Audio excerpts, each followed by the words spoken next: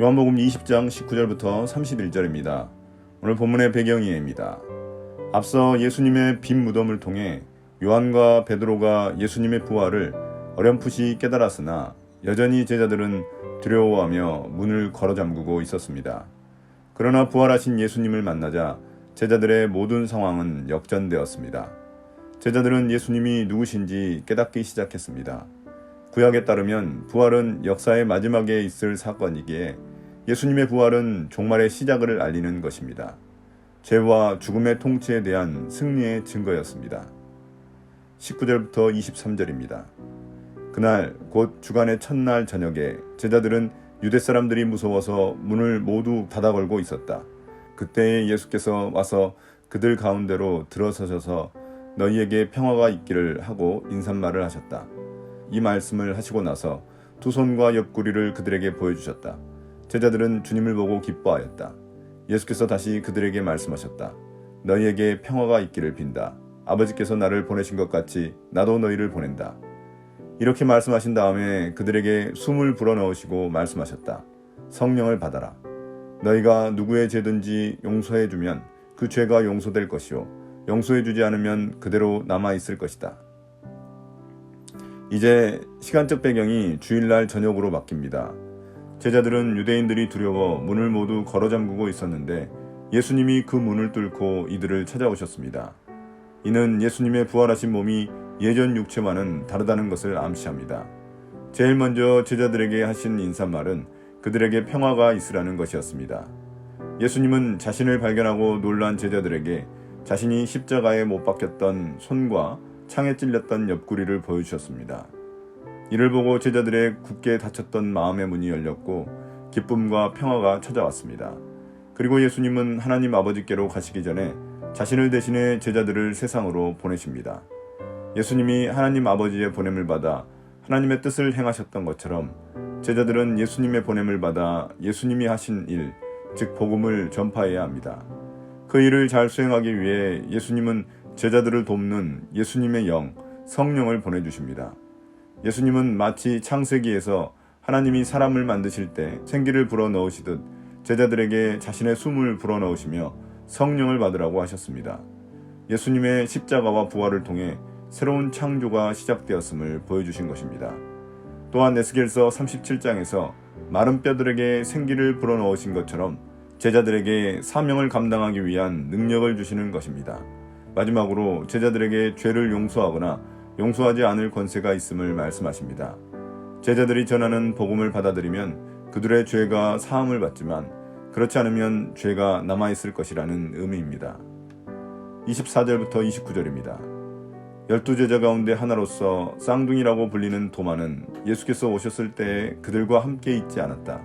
다른 제자들이 그에게 우리는 주님을 보았소 하고 말하였으나 도마는 그들에게 나는 내 눈으로 그의 손에 있는 못자국을 보고 내 손가락을 그 못자국에 넣어보고 또 내 손을 그의 옆구리에 넣어보지 않고서는 믿지 못하겠소 하고 말하였다. 여드레 뒤에 제자들이 다시 집 안에 모여 있었는데 도마도 함께 있었다. 문이 잠겨 있었으나 예수께서 와서 그들 가운데로 들어서셔서 너희에게 평화가 있기를 하고 인사말을 하셨다. 그리고 나서 도마에게 말씀하셨다. 네 손가락을 이리 내밀어서 내 손을 만져보고 네 손을 내 옆구리에 넣어보아라. 그래서 의심을 떨쳐버리고 믿음을 가져라. 도마가 예수께 대답하기를 나의 주님 나의 하나님 하니 예수께서 도마에게 말씀하셨다. 너는 나를 보았기 때문에 믿느냐? 나를 보지 않고도 믿는 사람은 복이 있다. 부활한 예수님이 제자들을 만났을 때 그 자리에 도마는 없었습니다. 그는 제자들의 증언을 믿지 못했고 자신이 직접 확인하지 않으면 못 믿겠다고 했습니다. 8일 후 예수님은 다시 제자들을 찾아오셨는데 그때도 문이 잠겨 있었으나 집 안으로 들어오셨습니다. 그리고는 또다시 제자들에게 평화가 있기를 원한다고 인사를 하셨습니다. 이번에는 도마를 위해 찾아오신 것입니다. 한 마리의 양도 끝까지 사랑하시는 참 목자의 모습을 보이셨습니다. 예수님은 도마에게 손가락으로 자신의 못 박힌 손을 만져보고 창에 찔린 옆구리에 넣어보고 믿음을 가지라고 하셨습니다. 그제서야 도마는 예수님을 나의 주님, 나의 하나님이라고 고백하게 되었습니다. 도마는 믿고 싶지 않아서 의심한 것이 아니라 믿고 싶어 의심한 것이기 때문입니다. 그러나 예수님은 그러한 도마에게 보고 믿는 것보다 보지 않고 믿는 게 복되다고 하셨습니다. 예수님이 하나님 아버지께로 떠나시고 나면 사람들은 보지 않고 믿어야 하기 때문입니다.